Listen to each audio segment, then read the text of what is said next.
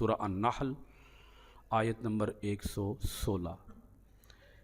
اللہ پاک ارشاد فرماتا ہے وَلَا تَقُولُوا لِمَا تَصِفُ أَلْسِنَتُكُمُ الْكَذِبَ هَذَا حَلَالٌ وَهَذَا حَرَامٌ لِتَفْتَرُوا عَلَى اللَّهِ الْكَذِبَ إِنَّ الَّذِينَ يَفْتَرُونَ عَلَى اللَّهِ الْكَذِبَ لَا يُفْلِحُونَ۔ اور نہ بولو جھوٹ جن کے بارے میں تمہاری زبانیں بیان کرتی ہیں یہ کہتے ہوئے کہ یہ حلال ہے اور یہ حرام ہے، اس طرح تم افطرا باندھو گے اللہ تعالیٰ پر جھوٹا۔ بے شک جو لوگ اللہ تعالیٰ پر جھوٹے بہتان تراشتے ہیں وہ کبھی کامیاب نہیں ہوتے۔ یہ جو آیت مبارکہ ہے یہ کفار کے، مشرکین کے ایک بہت بڑے غلط عقیدے کو ثابت کرنے کے لیے اللہ پاک نے نازل فرمائی۔ بعض مشرکین مکہ اپنی مرضی سے کچھ چیزوں کو حلال کہہ دیتے یا اپنی مرضی سے کچھ چیزوں کو حرام کہہ دیتے، یعنی چیزوں کو حلال کرنے میں یا چیزوں کو حرام کرنے میں وہ اپنی منمانی سے کام لیتے، اپنی مرضی سے کام لیتے، اپنی منشا سے کام لیتے، کچھ چیزوں کو حلال اور کچھ چیزوں کو حرام قرار دے کر پھر اگلا کام کیا کرتے، وہ کہہ دیتے یہ اللہ کی طرف سے حلال کیا گیا ہے، یہ چیز اللہ کی طرف سے حرام کی گئی ہے، یعنی اپنی مرضی کی نسبت اللہ کی طرف کر دیتے اور اللہ کے بارے میں جھوٹ بولتے کہ یہ اللہ نے حلال کی ہے یا یہ اللہ نے حرام کی ہے، حالانکہ اللہ رب العالمین نے اس چیز کے حلال حرام کے بارے میں کوئی حکم نازل نہ کیا ہوتا۔ یا بسا اوقات ایسا ہوتا اللہ پاک نے کسی چیز کو حلال قرار دیا انہوں نے حرام قرار دے دیا، اللہ پاک نے کسی چیز کو حرام قرار دیا انہوں نے اپنی مرضی سے اس کو حلال قرار دے دیا۔ تو بعض مشرکین کا یہ طرز عمل تھا، یہ ان کا وتیرہ تھا کہ وہ اللہ کے بارے میں جھوٹ بولتے، افترا بازی سے کام لیتے، بہتان بازی سے کام لیتے، الزام تراشی سے کام لیتے۔ اللہ پاک نے ارشاد فرمایا نہ بولو جھوٹ جن کے بارے میں تمہاری زبانیں بیان کرتی ہیں یہ کہتے ہوئے ھذا حلال وھذا حرام، یہ حلال ہے اور یہ حرام ہے۔ یہ آیت بتا رہی ہے کہ جو اللہ کے بارے میں جھوٹی بات کرے، اللہ پاک نے دو ٹوک الفاظ میں فرما دیا لا یفلحون، وہ کبھی کامیاب نہیں ہو سکتے۔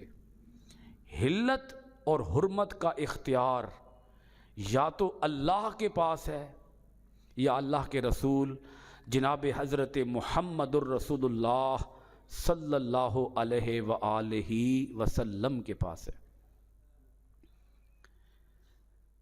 اب بعض لوگوں کو شاید اس پر بھی اعتراض ہو کہ حلال حرام کا اختیار تو صرف اللہ کے پاس ہے، آپ حضور نبی کریم علیہ الصلاۃ والسلام کا یہ اختیار کیسے ثابت کر سکتے ہیں؟ تو اس پر بھی قرآن مجید کی آیت مبارکہ گواہ ہے۔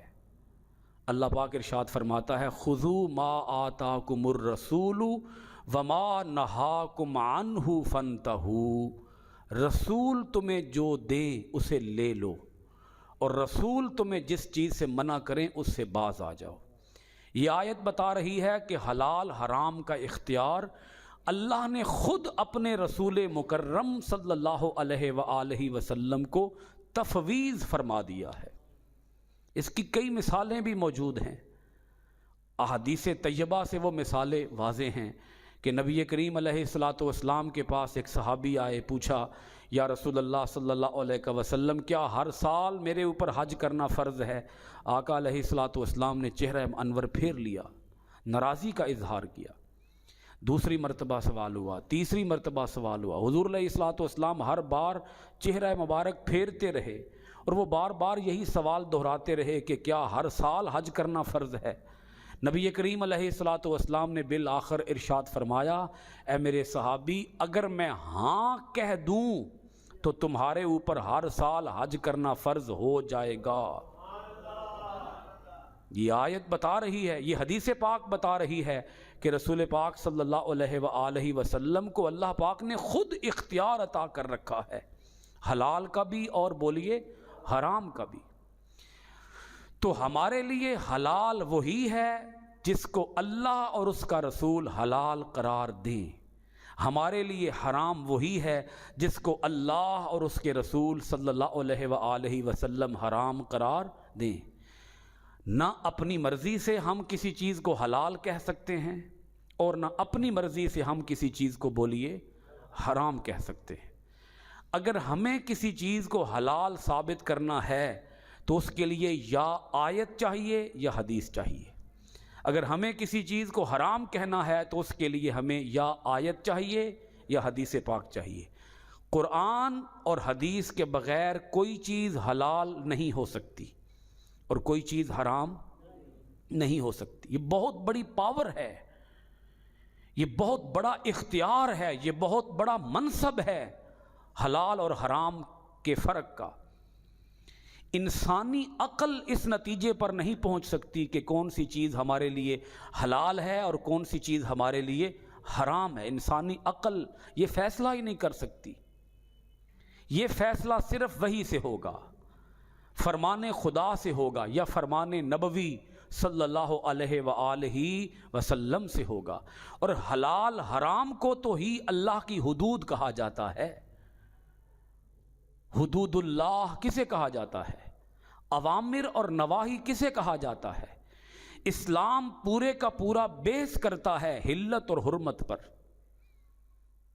اب اگر کوئی انسان اپنی مرضی سے، یہ جملہ بڑا قابل توجہ ہوگا، اگر کوئی انسان محض اپنی مرضی سے کسی چیز کو حلال کہے یا محض اپنی مرضی سے کسی چیز کو حرام کہے، اس کا مطلب یہ بنے گا کہ وہ یا تو اپنے آپ کو خدا بنا رہا ہے یا پھر اپنے آپ کو معاذ اللہ استغفر اللہ نبی بنا رہا ہے، حالانکہ خدا بھی ایک ہی ہے اور نبی بھی ایک ہی ہیں۔ اس اللہ کے سوا دوسرا کوئی الہ نہیں ہے، اور محمد الرسول اللہ صلی اللہ علیہ وآلہ وسلم کے بعد کوئی نبی نہیں ہے۔